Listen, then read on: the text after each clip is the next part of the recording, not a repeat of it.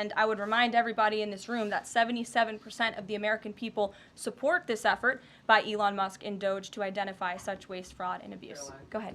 Thanks, Caroline. You're welcome.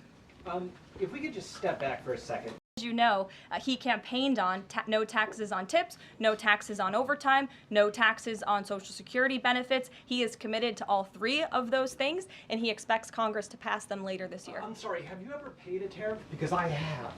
They don't get charged on foreign companies. They get charged on the importers. And ultimately, when we have fair and balanced trade, which the American people have not seen in decades, as I said at the beginning, revenues will stay here, wages will go up, and our country will be made wealthy again. And I think it's insulting that you are trying to test my knowledge of economics and the decisions that this president has made. I'm now regret giving a question to the Associated Press. Lindsay, go ahead.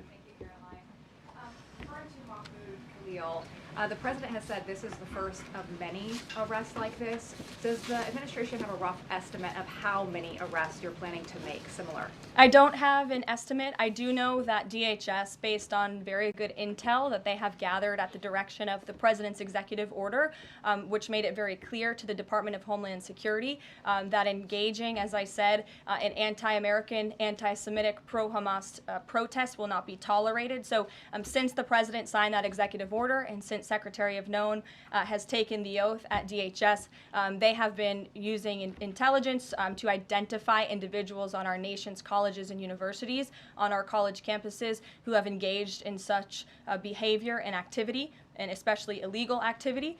Know that they are working on that diligently, as the president requested them to do. Christian.